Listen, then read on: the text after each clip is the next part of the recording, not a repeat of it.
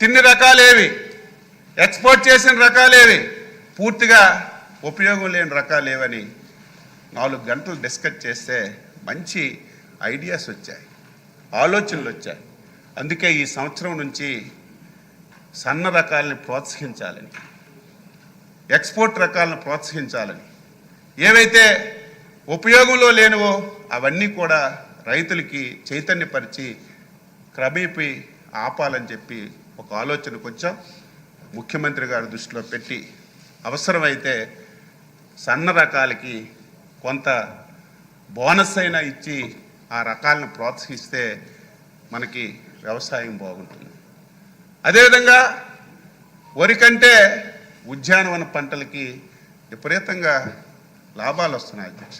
ఈ మధ్య మీరు చూశారు, కడప జిల్లా నుంచి బనానా కొన్ని దేశాలకు ఎక్స్పోర్ట్ అవుతుంది. మన రాష్ట్రంలో జీడి మామిడి ఉంది, కొబ్బరి ఉంది, ఇలాంటి ఉద్యానవన పంటలన్నీ కూడా ఉన్నాయి. దీంతో పాటుగా ఈ మధ్యనే బాగా ముందుకెళ్తున్నటువంటిది పామాయిల్. చాలామంది వస్తున్నారు. పామాయిల్ విపరీతంగా పెరగాలి. ఎంత దౌర్భాగ్యం అంటే 5 సంవత్సరాల అధ్యక్ష ఉద్యానవనాన్ని పూర్తిగా పక్కన పడేశారు. శాసనసభ ద్వారా రాష్ట్రంలో వైసీపీ వాళ్ళు ఎక్కడ కనబడినా రైతులు ఫిల్ట్ పట్టుకొని అడగాలి. 2014-19లో ఉద్యానవన రైతులకు అత్యంత ప్రాధాన్యత కలిగింది స్ప్రింక్లరు, డ్రిప్పు. అది రాయలసీమలో ఇంకా ప్రాధాన్యత. గతంలో పరిపాలించిన నాయకుడు ఆ ప్రాంతం నుంచి వచ్చాడు. 5 సంవత్సరాలు అధ్యక్ష ఒక మూరడు గొట్టం కూడా ఇవ్వలేదు అధ్యక్ష.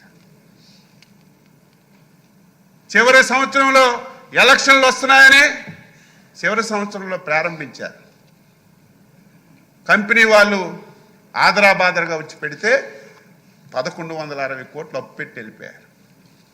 నేను మంత్రి అయిన తర్వాత పిలిచాను. 5 సంవత్సరాలు ప్రోగ్రాం లేదండి, చివరి సంవత్సరం పెట్టారు. మీరు పెట్టకపోతే మీకు లైసెన్సులు క్యాన్సిల్ చేస్తామని చెప్పి భయపెట్టి మేము కార్యక్రమం ప్రారంభిస్తే ఎంత డబ్బు అప్పు అయిపోయాం. మేము రామంటే ముఖ్యమంత్రి గారితో ఆ ప్రాంతానికి చెందినటువంటి ఫైనాన్స్ మినిస్టర్ కాబట్టి రిక్వెస్ట్ చేస్తే ఒక 450 కోట్లు ఇచ్చారు. వాళ్ళకు ఒక ఆక్సిజన్ లాగా అందించాను. మళ్ళీ ఈ పథకాన్ని పునఃప్రారంభించాం.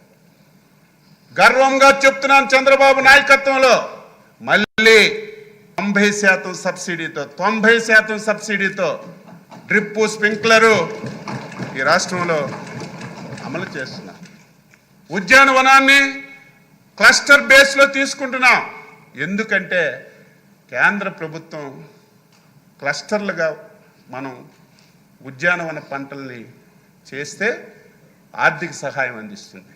అందుకే ఏ ప్రాంతంలో ఏ పంట అనుకూలంగా ఉంది, ఏ ప్రాంతంలో ఏ పంట పండిస్తారు, ఇవన్నీ చూసి క్లస్టర్లుగా చేసి ఈ ఉద్యానవన పంటల్ని ప్రోత్సహించి దీన్ని పూర్తిగా ముందుకు తీసుకెళ్లాలని చెప్పి ప్రయత్నం చేస్తాం. ఈ మధ్య అధ్యక్ష మిర్చి నాకు బాధ కలుగుతుంది. గతంలో 5 సంవత్సరాలు గాలి కొదిలేశారు, పెరిగితే పెరిగింది, తగ్గితే తగ్గింది, దాని మీద పట్టించుకోలేదు అధ్యక్ష. ఈరోజు ఊకదంపుడు ఉపన్యాసాలు ఇస్తున్నారు. ప్రభుత్వం మిర్చి కొనడం లేదని మాట్లాడుతున్నారు. 2015 నుంచి 2024 వరకు మిర్చి ధర అధ్యక్ష ప్రతి సంవత్సరం 11,500, 12,000 ఉండే. 2 సంవత్సరాలు అధ్యక్ష 20,000కి పెరిగింది. గత సంవత్సరం 20,000కి కొన్నారు. గత సంవత్సరం 20,000కి కొంటే ఇప్పుడు తగ్గిపోయిందని, మీవైతుంటే ఆ రేటు వచ్చేసేదని ప్రతి ఒక్కరు మాట్లాడుతున్నారు. నేను అడుగుతున్నా, 23, 24 పెరిగింది. నువ్వు 2019లో ముఖ్యమంత్రి అయ్యావు కదా, 20లో నువ్వే ఉన్నావు కదా, 21లో నువ్వే ఉన్నావు కదా, 22లో నువ్వే ఉన్నావు కదా, అప్పుడెందుకు మళ్ళీ 20,000 అవ్వలేదు? ఆ సంవత్సరం కరోనా వచ్చింది, కొన్ని ఇబ్బందులు వచ్చాయి. దానివల్ల 20,000 పెరిగింది. నేను దీన్ని సమర్థించడం లేదు. మిర్చి రైతుకి సహకారం అందించాలి. పెట్టుబడులు పెరిగాయి, డిసీజ్ వచ్చింది, స్పేర్ కూడా ఎక్కువ చేయడం వల్ల చాలా పెట్టుబడి అవుతుంది. నేను మంత్రిగా 3 సార్లు గుంటూరులో రివ్యూ చేశాను, ముఖ్యమంత్రి గారు చేశారు. 4 సార్లు కేంద్ర ప్రభుత్వానికి లేఖలు రాశాం. మీరు ఆదుకోండి అంటే కేంద్ర ప్రభుత్వంలో ఆ ఫెసిలిటీ లేదు అధ్యక్ష. మార్కెట్ ధర ఉంటే అంతకంటే తగ్గితే 25% మనం కొంటే వాళ్ళు 50 మనం 50 ఇవ్వాలి. ముఖ్యమంత్రి గారు ఢిల్లీ వెళ్ళారు.